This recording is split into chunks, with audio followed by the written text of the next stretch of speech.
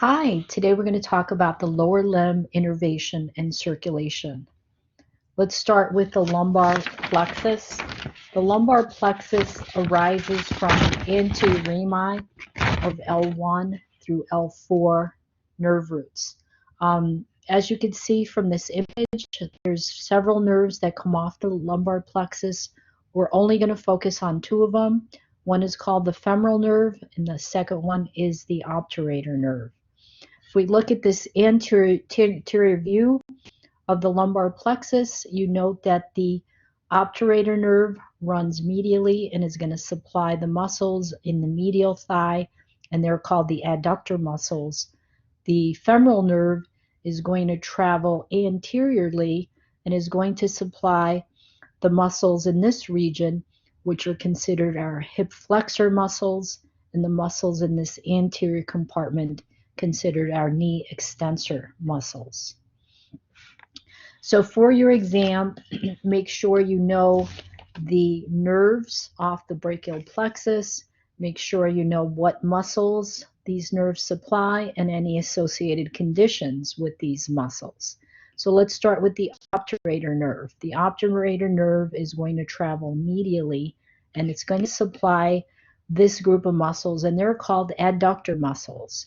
There's an adductor longus anteriorly, adductor magnus posteriorly, and the gracilis. There's a couple of other muscles in this region, but we're only going to focus on the ones that are listed here. I want you to make note of the adductor magnus, this one here. Put a little circle by it or a star, because the adductor magnus is unique because the adductor magnus has two innervations, one from the obturator and another one from the sciatic. The femoral nerve is going to travel anteriorly. It's the largest branch, and this is going to innervate the muscles in this region called the hip flexor muscles, and then the muscles in this anterior thigh muscles called the sartorius and the quadriceps femoris. The quadriceps femoris are our knee extensors. So let's start with the femoral nerve. It's going to travel anteriorly and it's going to innervate this muscle, the psoas major, the psoas minor, the iliacus. As these muscles travel underneath the inguinal ligament, it's going to innervate the muscles in this anterior compartment called the quadriceps femoris and the sartorius. This is an image right here called the femoral triangle. So let's kind of focus in on here. We call it the femoral triangle, the region below this inguinal ligament. So let's look at the vessels and the nerves in this region, and we're going to use the mnemonic VAN, V-A-N. We use this mnemonic VAN because it helps us memorize the vessels, the vein, the artery, and the nerve, and they're all femoral vein, artery, and nerve located in this region. The obturator nerve is going to run medially to the femoral nerve, and it's going to pass through the obturator foramina, and it's going to go medially to those medial thigh muscles. So let's look at what muscles are innervated by each. The femoral nerve is going to innervate the iliacus and the psoas muscle, considered our hip flexors. It's going to travel underneath the inguinal ligament, and it's going to innervate the quadriceps femoris, which includes the rectus femoris, the vastus lateralis, vastus medialis, and vastus intermedius. It's also going to innervate our sartorius muscle, which is a large muscle that crosses on the anterior region. The obturator nerve is going to go medially, and it's going to innervate our adductor muscles that bring the thighs together, bringing the femur medial. And there's three muscles here: the magnus, the adductor longus, the adductor magnus posterior, and there's a brevis. Make note that the magnus, again, has two innervations, one from the obturator and the other one from the sciatic nerve. The sacral plexus arises from the anterior rami from L4 through S4. In this one, you notice that there's many nerves that come off the sacral plexus. We're going to focus in on three. One is called the superior gluteal nerve, the inferior gluteal nerve, and the sciatic nerve.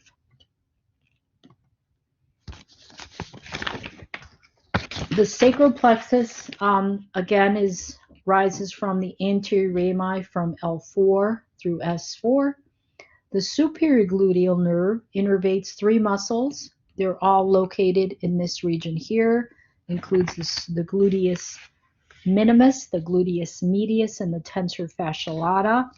Remember from the last lecture that the inferior gluteal nerve innervates the gluteus maximus. Gluteus maximus is located inferior to the gluteus medius.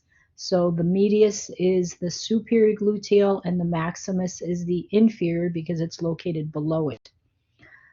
The largest, the longest, and thickest nerve in the body is called the sciatic nerve. The region behind the knee is called the popliteal fossa, which we'll talk about the contents in a little while. So if you look at the sciatic nerve, as it's traveling in the posterior thigh, it's going to innervate the muscles in this region, and they're called the hamstring muscles. You'll notice that this nerve right above this popliteal fossa here is going to split in two or bifurcate. There's going to be a medial posterior nerve called the tibial nerve, and then there's going to be a nerve going in a lateral direction along the head of the fibula, and that's called the common fibular nerve. So here we are, the image of the sacral plexus with its pattern down the posterior thigh. It's going to bifurcate into a tibial. Here, let me go here. The sciatic nerve, it's going to run along the posterior thigh, bifurcate into a tibial and a common fibular. You can see here on the cadaver, this thick white nerve is called the sciatic nerve. This triangular muscle is the piriformis muscle. The superior gluteal is going to innervate the muscles in this region, and the inferior gluteal muscles in this region. So make sure for your exam, you know the muscles and the nerves, any exceptions and any conditions associated with these. So the superior gluteal nerve, it's going to innervate the gluteus medius, the minimus, and the tensor fasciae lata. The gluteus maximus is going to innervate the gluteus maximus. The sciatic nerve, as it travels down the posterior thigh, is going to innervate the hamstrings. Remember, we talked about which the hamstring muscles were. Includes the biceps femoris laterally, the semimembranosus medially, and the semitendinosus. The one I want you to make note of is the adductor magnus. So remember, the adductor magnus was also innervated by the obturator nerve. So the adductor magnus has two innervations by the sciatic nerve, also the obturator nerve. This nerve is going to travel in this posterior compartment and innervate those superficial muscles, which includes the gastrocnemius and the soleus, and then the deep compartment, which is the tibialis posterior, flexor digitorum longus, and the flexor hallucis longus. At this bifurcation, the other part of the nerve is going to travel laterally, and that's called the common fibular nerve. An injury to this part, to this nerve, is called foot drop.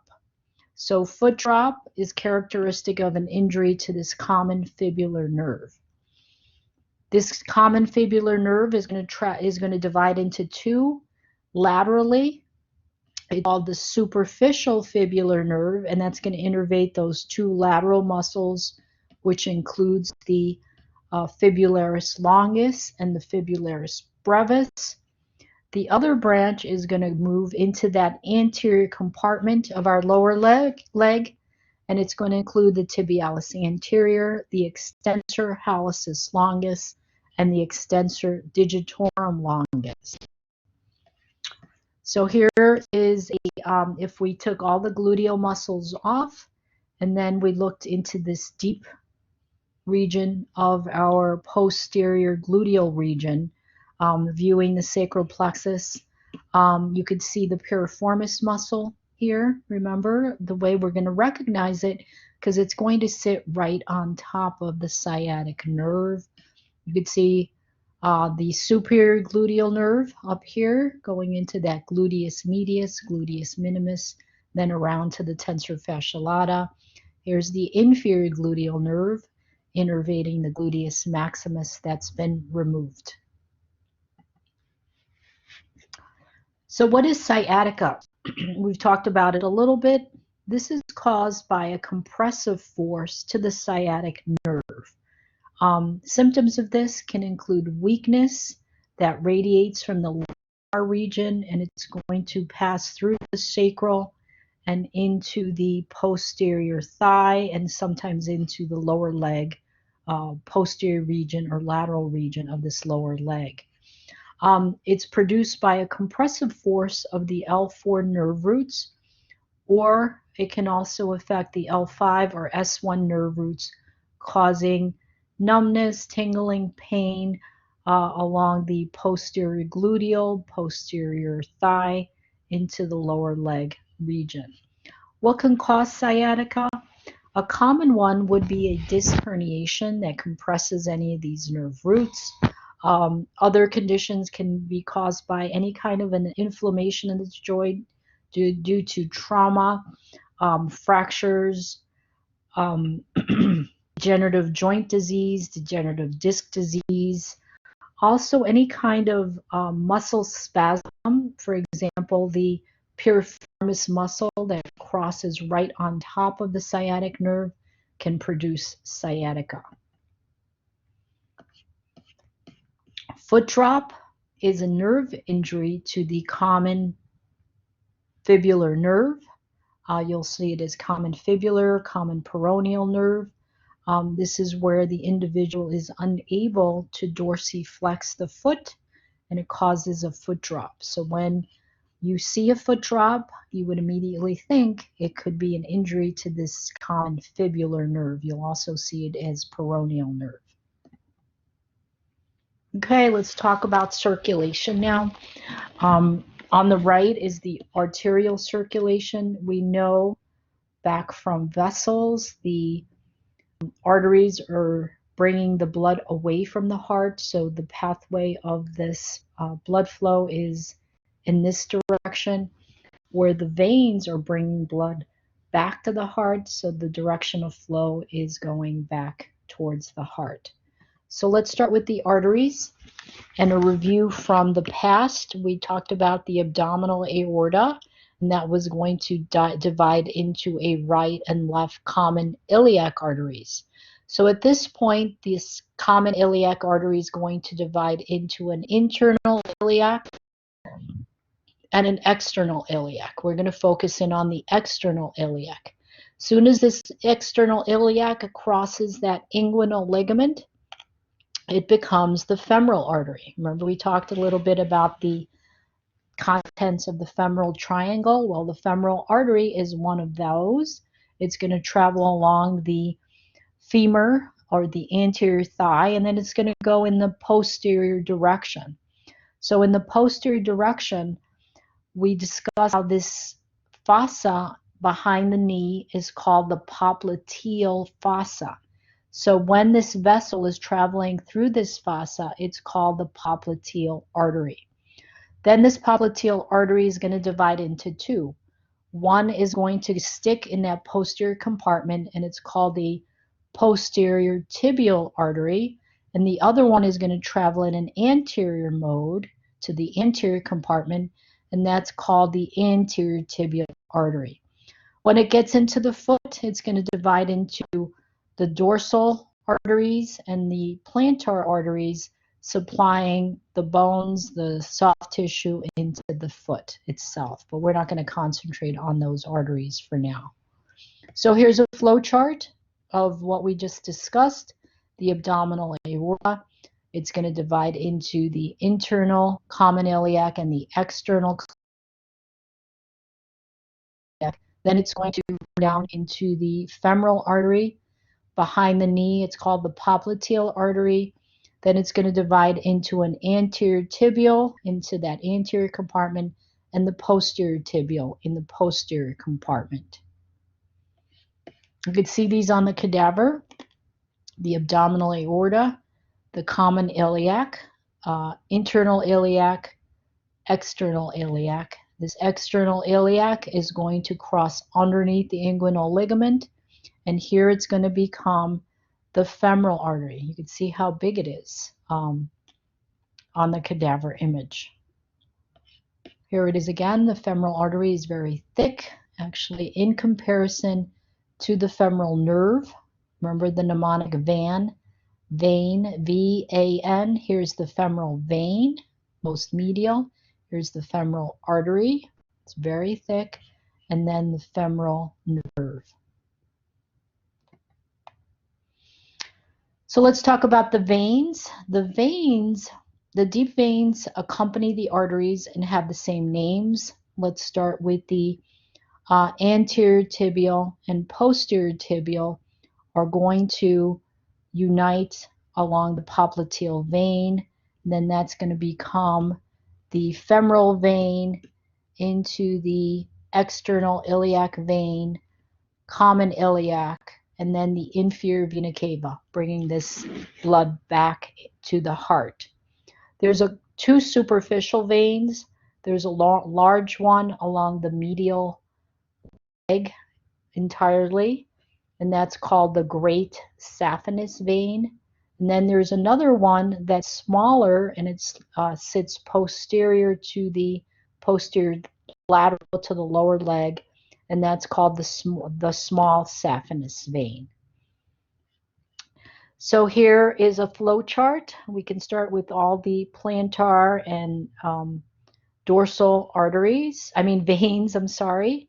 So these are all going to go into the deep veins, the tibial, posterior tibial, and anterior tibial, into the femoral, into the common iliac, the external iliac, the common iliac, superior vena cava.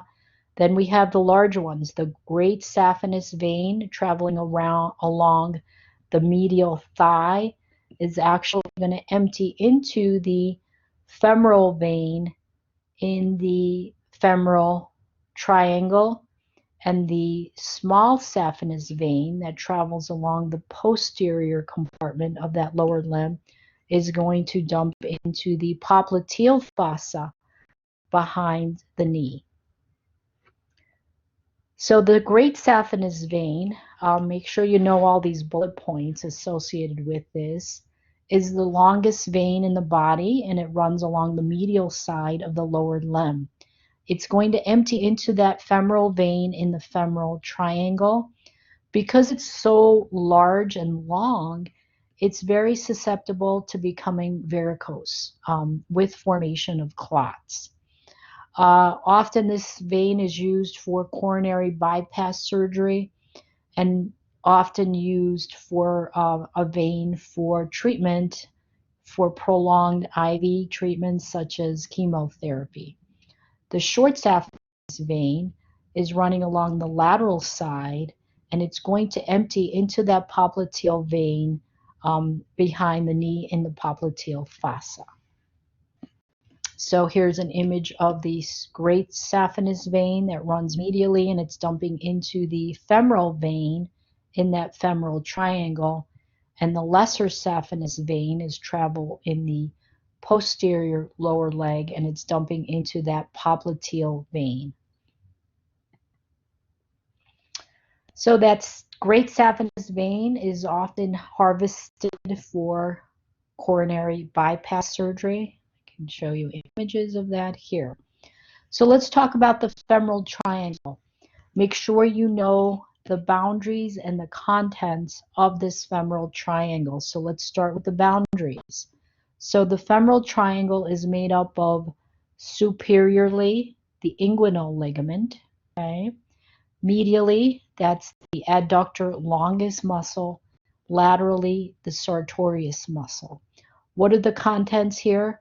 Remember the mnemonic VAN, that's the femoral vein, the femoral artery, I'm sorry, the femoral vein in blue, the femoral artery, and the femoral nerve. The floor or the base of the femoral triangle is the iliopsoas muscle. The other contents in this femoral triangle also is the great saphenous vein emptying into the femoral vein, and lymph nodes, inguinal lymph nodes are located in this region. The popliteal fossa is the region behind the knee. Let's talk about the boundaries. Inferiorly, we could see the medial and the lateral heads of the gastrocnemius. On the superior border, the superior lateral border is the biceps femoris muscle. The superior medial border is actually the semimembranosus muscle. So what are the contents of the fossa? So two of them have the name popliteal. There's the popliteal artery, the popliteal vein, and in this region too, we see that bifurcation where, remember, the sciatic nerve is going to divide into the tibial nerve and the common fibular. In this region, we will also see the small saphenous vein dumping into that popliteal vein. Let's look at an up-close image of this. The actual fossa, if we could look at this up close, we could see the popliteal artery, the popliteal vein, and you could see the small saphenous vein that's running superficially and posterior is going to dump into that popliteal vein. This is that bifurcation of the sciatic nerve where it's going to separate into a tibial nerve and a common fibular nerve running laterally. And there's also popliteal lymph nodes in that region. So we are done. Have a good day.